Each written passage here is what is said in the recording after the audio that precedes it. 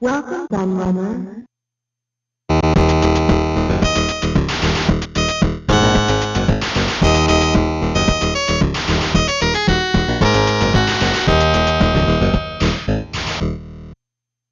Since I started doing my amazing facts polls, the Intellivision has featured on numerous occasions, but never managed to win, despite often leading those polls early on. But the bridesmaid finally becomes the bride, as this time it won out, which is interesting in itself, because unlike those other polls it was featured in, it wasn't actually winning until nearer the end, with the Virtual Boy being the early leader, and then the Philips CDI. If you know your gaming history, then you'll be well aware of the Mattel Intellivision. Released in 1979, it was the first credible rival to Atari's market-leading video computer system, later renamed the 2600 of course. Being backed by America's biggest toy company, it came with a big budget behind it, which certainly helped its success, but it also boasted some very impressive specs for the time too, that put it well ahead of its rivals, including the 2600, Magnavox Odyssey 2 and Fairchild Channel F. To help highlight this, Mattel created a series of advertisements featuring famous American sports commentator George Plimpton that demonstrated the superiority of the Intellivision's graphics and sound to those of the Atari 2600, using side-by-side game comparisons. One of the slogans of the television adverts stated that the Intellivision was the closest thing to the real thing, with sports games being pushed heavily to promote its supposed realism. The campaign was a huge success for Mattel, and it wasn't long before Intellivision sales had topped the 1 million mark, and the company was announcing huge profits on top of that. Unfortunately, just as Mattel were really hitting their stride, two things happened. Firstly, the release of new, more powerful home consoles like the Atari 5200 and ColecoVision, and secondly, the infamous North American video game crash, which decimated the industry in Mattel's homeland. But somehow the Intellivision did manage to live on, which I'll go into later, and become one of the most important and iconic consoles ever. The legacy of the Intellivision is there for everyone to see, and includes such achievements as being the first 16-bit console, the first to have a joypad-like controller, the first system to use tile-based playfields, the first console with online capabilities, and the first to introduce 3D playfields too, as seen in those famous sports games. So with all that in mind, I'm sure you're all expecting a series of truly fascinating facts, and hopefully I don't disappoint, and do the Intellivision justice, because now it's time to get on with the show. When it comes to space games, nobody compares to Atari. Excuse me, have you compared them to Intellivision? Intellivision? Sure, they've got great space games, like Intellivision Space Battle. I didn't know. And now there's Space Armada and the incredible Astro Smash. I didn't know. Here, compare for yourself. Intellivision Space Games from Mattel Electronics. Once you compare, you'll know. Intellivision. When you speak to less informed people about the Intellivision, the one fact that surprises them more than any other is the revelation that it is in fact the very first 16-bit home console. This seems incredible when you not only consider the 1979 release date, but also the fact that many people believed the 16-bit generation didn't really start until the arrival of the Sega Mega Drive in 1988, nearly 10 years later. Now the next thing people always say after learning this is that its graphics don't look like a 16-bit console. But then what does that look like? It's the false narrative that many people still hold, that the bitness of a system is equivalent to how good the games look, when that certainly isn't the case. It is, and always will be, what the console can actually do. I mean, look at something like a 286 PC, which is 16-bit, and then compare it to the SNK Neo Geo, which is also 16-bit. I think you get my point. So with that in mind, let's dig down into the hardware itself and what makes it 16-bit. The hugely impressive, well, for the time, Intellivision hardware includes a General Instruments GI 1600 16-bit CPU, 1456 bytes of RAM, separate video memory, a proper 3-channel sound chip, and 8 hardware sprites. It offered some pretty huge advantages over its more illustrious rival, the Atari 2600. It took a while for programmers to truly get to grips with this hardware, but once they did, the results were very impressive indeed, and it wasn't bettered until the ColecoVision came along quite a few years later. Intellivision. Back in the early 80s, digitised speech suddenly became a really big thing. mostly down to the creation of a speech synthesis chip by Texas Instruments and its subsequent inclusion in the famous children's Speak and Spell toy, as well as their own TI-99 computer. This soon prompted other companies to come up with something similar, and after Philips Magnavox launched the voice add-on for its Video Pack and Odyssey 2 consoles, Mattel followed suit with one of their own for the Intellivision. Mattel introduced the Intellivoice module in 1982, a speech synthesizer that was compatible with specific cartridges and was very notable in two respects. Firstly, the human-sounding voice with distinct accents, and secondly, its ability to mimic either a male or female voice. Like the Intellivision itself, the Intellivoice chipset was developed by General Instruments and used their own SP0256-012 chip with 2 KB of ROM that was used to store the speech through numerical digits, some common words, and the phrase Mattel Electronics presents. Then any other predefined speech could be processed by the Intellivoice's SP650 buffer chip. This buffer chip has its own I/O, and the Intellivoice itself has a 30-pin expansion port under a removable top plate that Mattel planned to use to connect the advertised but unreleased wireless controllers.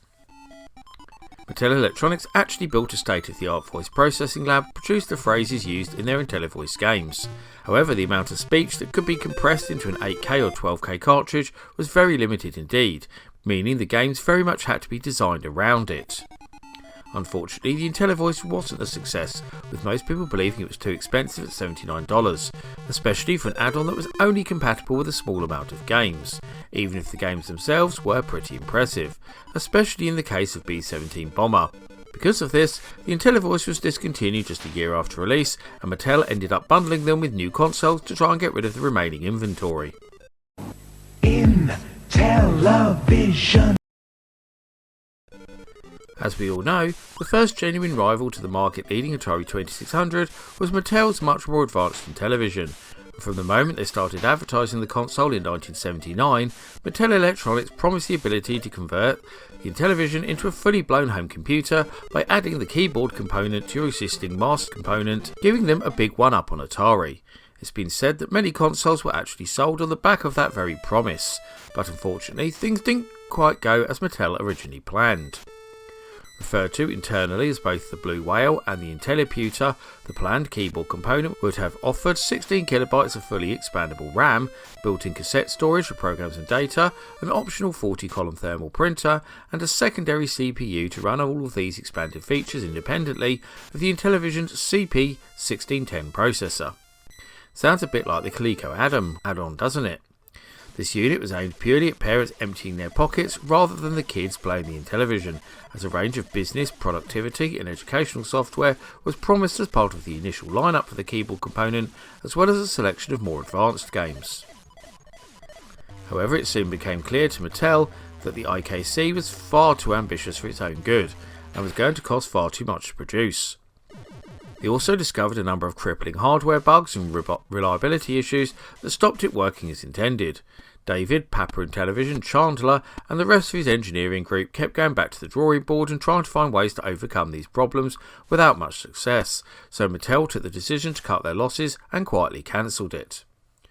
But the people who bought an Intellivision based on the promise of a home computer upgrade were becoming very disgruntled indeed, and complained to the Federal Trade Commission, aka the FTC, who launched an investigation into Mattel Electronics for fraud and false advertising. Mattel claimed that the keyboard component was a real product that was still being test marketed, and they even released a small number of keyboard components and a handful of software titles to a few select retail stores, as well as offering them via mail order to any customers who complained loudly enough in order to help support this claim. This didn't really seem to satisfy the FTC though, so Mattel decided to put a proposed Plan B into action. This came from a second group within Mattel Electronics led by Richard Chang, who had already been designing a simple computer to introduce children to basic programming, but on the side they had also been asked to find solutions for the Intellivision keyboard component problem. Their idea was something called Lucky, standing for Low User Cost Keyboard Interface, which downgraded the original specifications greatly. This new unit would have just 2K of RAM, no secondary CPU, and the option of a cassette interface rather than this being standard. It wasn't all bad though, as it included built-in BASIC, if a rather rubbish version of it. 2 extra controller ports, and it also added a second AY3 8910 sound chip, which expanded the system's audio capabilities to 6 voice synthesized sound and could be paired with an optional 49 key music synthesizer keyboard. It wasn't what was promised by Mattel, but it fulfilled the obligation to produce a computer add-on for the Intellivision, which was ultimately enough to keep the FTC happy. Mattel finally unveiled their computer add-on, now renamed the Entertainment Computer System, or ECS, in the last quarter of 1982.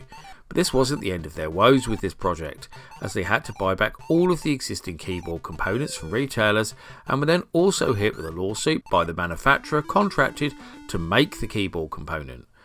Compro Inc. sued for $10 million in damages, claiming breach of contract, fraud and non-payment for the last 1,300 units. Mattel had no choice but to settle.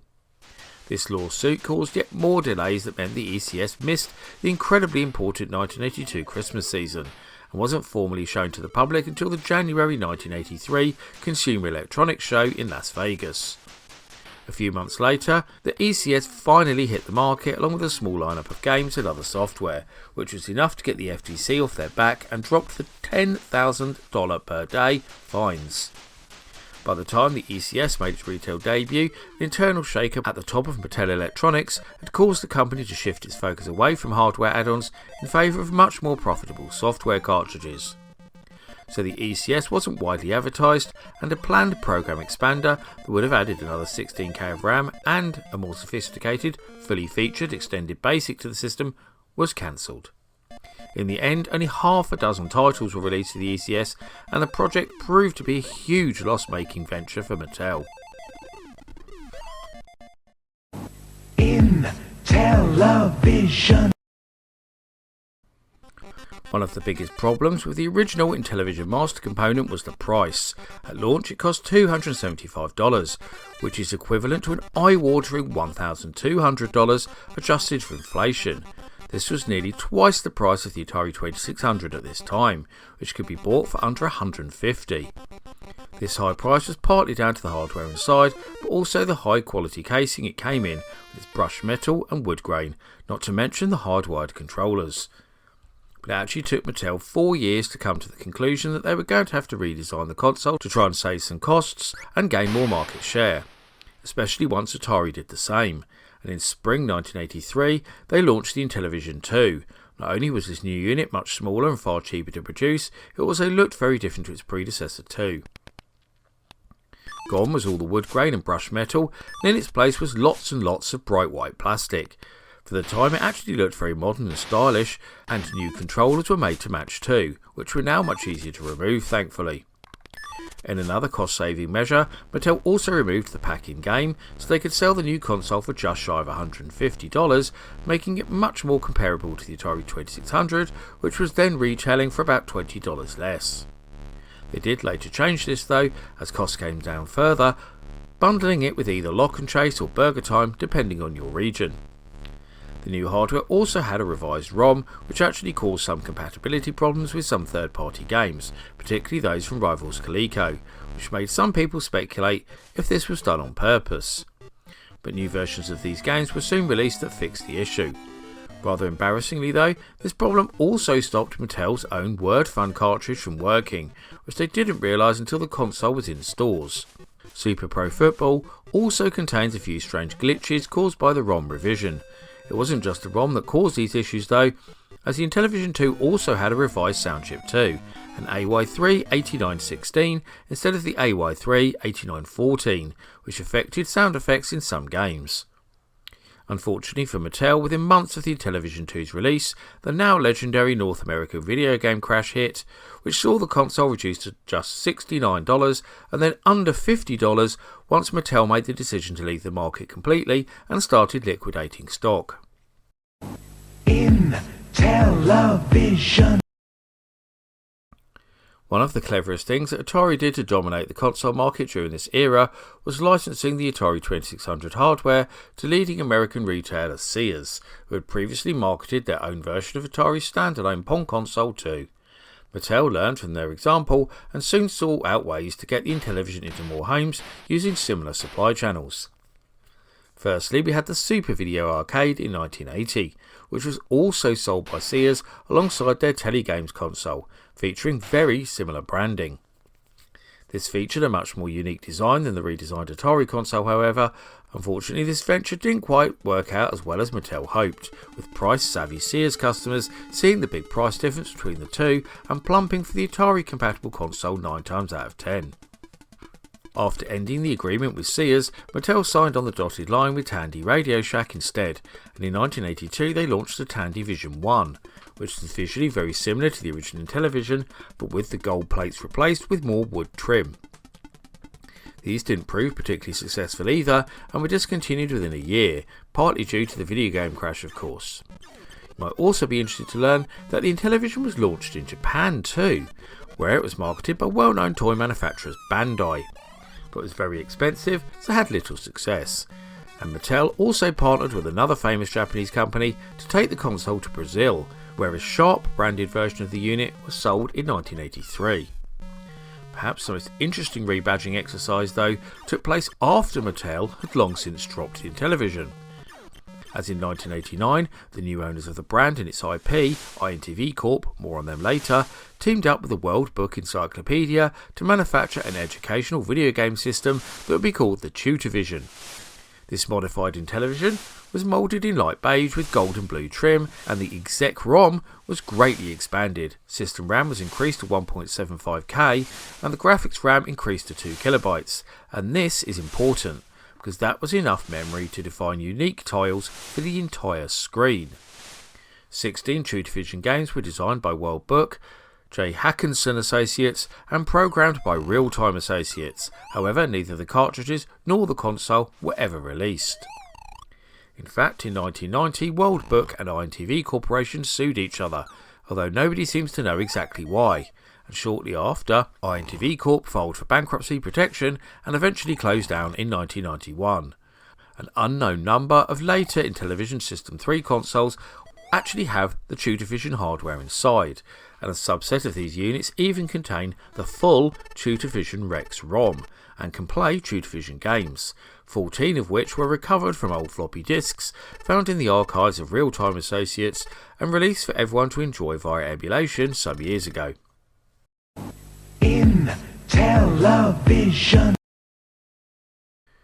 Not to be outdone by their newest rivals Coleco, who released the expansion module 1 in November 1982, just months after the console launched, Mattel Electronics also saw an opportunity to make Atari 2600 games playable on their own system. However, the original model of the Intellivision was unsuitable for such an expansion as it didn't have a video line in the cartridge port, so it wasn't actually made available until the redesigned Intellivision II system arrived in 1983. Although Mattel did actually provide a service where they would modify your original Intellivision master component with a new cartridge slot to make it compatible. Like Coleco's similar adapter before it, the Mattel Electronics System Changer just used the Intellivision console itself to output the video and audio signals, with all of the 2600's own chips being claimed to provide the compatibility. However, Atari decided against issuing a lawsuit this time around, mostly due to the fact that both companies already produced officially licensed third-party cartridges for each other's consoles, not to mention the fact that many people, Coleco included, had worked out how to copy Atari's hardware without infringing on any patents. Due to the Intellivision II console arriving on the market just as the North American video game crash was about to hit, it sold in relatively small numbers, with the converters themselves being even scarcer still. The system changer also suffered from the fact that you needed to go out and buy Atari-compatible controllers to use with it too, due to the radical differences of Mattel's own disc controller, adding to the costs even more. In fact, by this time it would have been cheaper to go out and buy a second-hand 2600 with a load of games than buy the converter and the controllers needed to go with it. Intellivision. As 1982 rolled around, the Intellivision turned 3 years old and was no longer the most powerful console on the market, as we finally saw a response from Atari in the form of the 5200 Super System, and of course we also had the ColecoVision, which was taking the market by storm with its amazingly accurate arcade conversions. To try and stop an Intellivision exodus and keep the current owners loyal to the brand, Mattel Electronics announced that a new, more advanced Intellivision III was on the way that would be fully backwards compatible. But not just that, they also revealed that an even more powerful Intellivision IV was on the distant horizon too, which would lead us into the next generation of home consoles. Rather than being a completely new console, the Intellivision III was an enhanced version of the original hardware, which is why it was able to retain backwards compatibility. Amongst the enhanced features of the new console would be a faster CPU, high-resolution graphics, extended colour capabilities, and more memory. You can see how the Intellivision III compares to the original console in the on-screen graphic that you can see right now. The plan was that all future games would have enhanced features when played on the new console, and several older titles would also be reprogrammed to take advantage of the new hardware too. This school of thought is extremely similar to the template used by Philips for their new version of the video pack, the G7400, which was also set to be released in North America as the Magnavox Odyssey 3 console. I've covered this in detail in another video, which I'll link in the description for those interested. As well as the new console being shown off to the press, Mattel Electronics also announced the first batch of new games that would be designed specifically with the new Intellivision III in mind. These would include Yogi Bear, Dark Castle, Space Siege, Grid Shock, Air Race, and Treasure of the Yucatan. Sadly, none of these games were ever seen in action, and it's unclear how far they got into the actual programming of them, as no prototypes of these have ever been discovered. Likewise with the console 2, which many people believe was nothing more than a mock-up, despite it being shown to the press of the era. Perhaps the most startling feature of the Intellivision III, though, was that Mattel had chosen to abandon those trademark disc controllers in favour of a more conventional joystick, although the jury is definitely out on whether these would have actually been more comfortable to use. Lastly, there was also a plan for the Intellivision III to be fully upgradable with extra add-ons that would turn it into a music synthesizer, as well as a fully fledged home computer with a keyboard very reminiscent of Mattel's own Aquarius computer, perhaps hinting at compatibility with that too. Looking at the many design documents that have been discovered, it's clear that right from the design phase, Mattel intended their new system to be modular and somewhat future-proof, with numerous add-ons and upgrades being made available. It's thought that many of these designs would also be carried over to the Intellivision IV, Mattel's true next-generation system. Codenamed Decade, this was the real Intellivision successor, and if the release specs had been believed, it would have been a seriously impressive system. Designed by Papa Intellivision himself, Dave Chandler, and his team of engineers, the Intellivision IV boasted a true 16-bit Motorola 68000 CPU, like the one found in such systems as the Amiga, Atari ST, Apple Mac and Sega Mega Drive, 4096 colours, a 240x192 resolution, 16 sprites per scan line, and even hardware scaling, which we didn't see on any home systems until the release of the Atari Lynx in 1989. I don't really think I need to explain what happened to these plans or post that much used Miami Herald page again. The North American video game crash effectively killed off Mattel Electronics and all their video game exploits. But what is interesting is that there was a brief plan to resurrect the Intellivision III and IV consoles under the banner of INTV Corp, who bought all of Mattel Electronics' assets, but more on them a bit later on. Intellivision. Introduced in 1980, PlayCable was a device that allowed local cable TV companies to send games to the Intellivision over their wires alongside normal television signals, and is the first such example of online gaming for a console. Now stop and think about that for a moment. There was a service that allowed you to download and play games in 1980, 22 years before the arrival of Xbox Live. In fact, the PlayCable service was already in development before the Intellivision was released, with tests taking place in several cities in the early part of 1979. Through this service, subscribers would receive a special device called the PlayCable adapter that allowed them to download these games to their console with up to 20 different titles to choose from that would change on a monthly basis. The special PlayCable channel was broadcasted from a PDP-11 mini computer using the FM band of the cable line. The adapter itself contained an FM radio receiver to pick up this signal, a digital interface, firmware ROM, and 8K of RAM for storing the games themselves. When turned on, the PlayCable would automatically connect to the catalogue channel that showed all the games that you could download. Having chosen a game using the Intellivision controller keypad, the menu program would then retune the receiver to the channel broadcasting the selected title and wait for the start of its code. Once the title was found in the data stream, it was downloaded to the adapter's internal memory. Depending on the size of the game, the entire loading process took an average of between 10 and 20 seconds, much quicker than you'd probably think. The service was discontinued along with the Intellivision console in 1984, but was actually quite successful for co-creators Mattel Electronics and General Instruments. In the towns and cities where it was launched, it was found that Intellivision ownership was much higher than average, and around 3% of cable customers in those areas subscribed to the service, which was more than Mattel expected. However, the pickup amongst the cable companies themselves wasn't as high as Mattel hoped, with many of them complaining about the high costs of purchasing the actual computer needed to run the service, as well as the PlayCable devices themselves. In spring 1983, it was reported that just over 650,000 households had subscribed to the service, lower than the 1 million Mattel predicted, mostly due to the aforementioned slow pickup amongst the cable companies themselves. According to a CED magazine article, the service was available in 13 different US cities in 1981, including Fayetteville, New York, Boise, Idaho, and Jackson, Mississippi. Former professional baseball player Mickey Mantle regularly appeared in TV commercials for the service. Another problem that Mattel faced was the limited memory inside the PlayCable itself. At only 8K, it was too small to download the new 12K and 16K games that started to arrive from 1983 onwards. It was also incompatible with Intellivoice games too for this reason. However, it's been reported that 47 of the full 61 titles in the Mattel catalogue were compatible with the PlayCable when the service was shut down in 1984, which is probably more than you'd think. Intellivision. As they began to sustain further losses while they watched the North American console market almost completely collapse, in February 1984, Mattel made the choice to close the electronics division down entirely and laid off the rest of the staff. With this decision, they also announced that the Intellivision had been officially discontinued and all remaining consoles and games were subsequently liquidated. But inside Mattel Electronics, there were people who thought the end was somewhat premature, but there was still life in the old dog yet.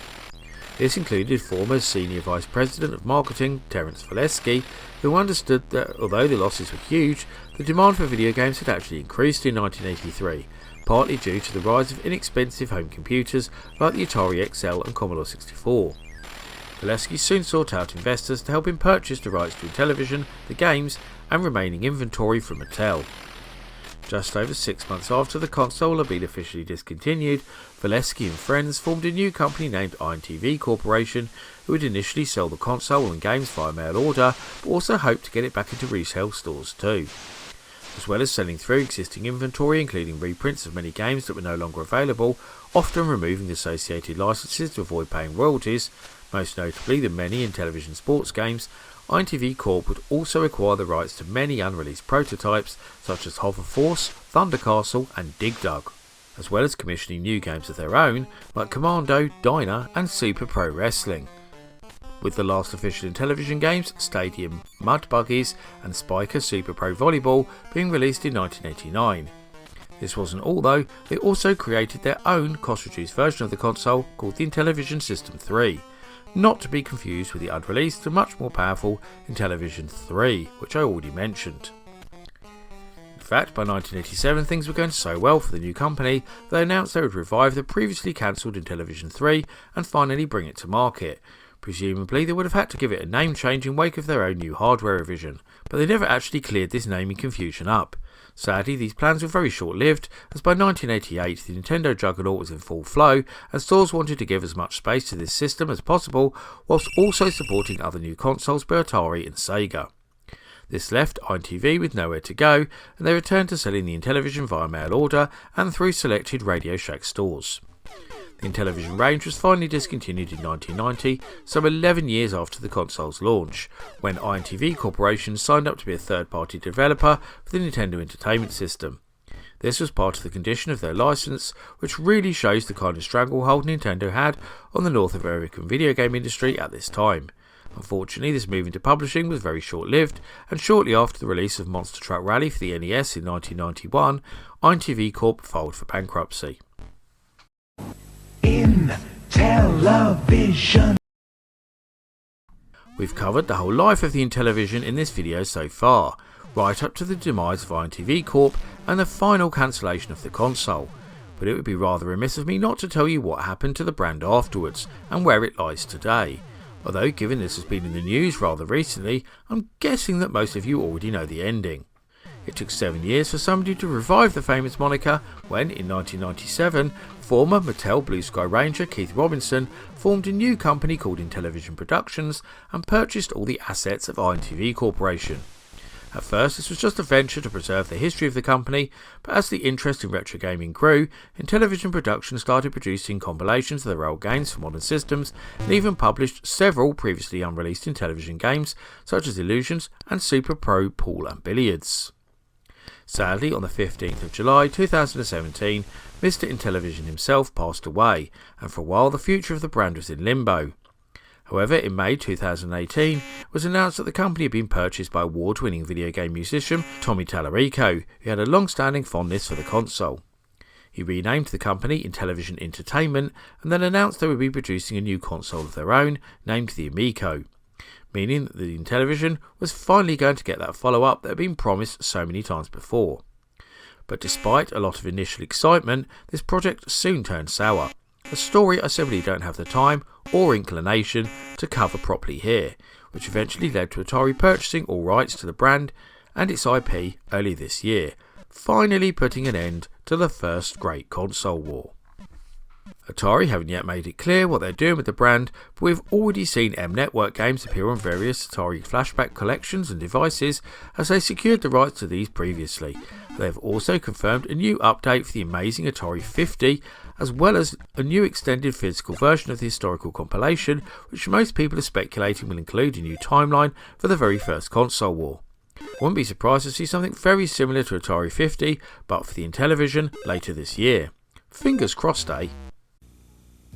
Dear Mr. Intellivision, sorry, Plimpton. My friend wants an Intellivision because of those great games. His dad wants him to have the other video game because it's cheaper. Could you do something about the price? Dear, what was his name? I think I have something that'll make your friend very happy. Intellivision II. The people at Mattel Electronics have drastically reduced the size and price, but it plays the same great games.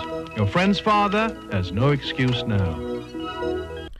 And that runs up my look at 10 amazing Mattel Intellivision facts. But which one of these fabulous facts was your favourite, or can you think of any other tantalising tidbits of trivia that I didn't include? We also love to hear the thoughts and views of my audience, so please get typing in that comments section. Before I go though, I must thank all of my loyal patrons and YouTube backers for continued support my channel and make videos like this possible. However, I must give special thanks to the following people in particular for their much appreciated pledges: Paul Daniel, Mins, Dos Gamerman, Luke MC, Carl Olsen, Seth Robinson, Frosty, Mark Strickland, Klimatorn, Trogdor the Burninator, Daniel Skrodsky, Ben P. Stein, Tabby Kitsune, David Maddox, Uriza Bleeding, Joe Casara, Classic Gamer 74, Bernard Santu, Peter Grantham, Noah Mann, and Electron Star Collapse.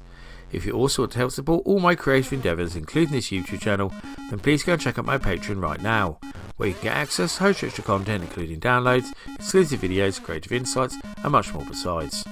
I've been the Laird, I thank you for watching, and I'll see you all again for another video very soon.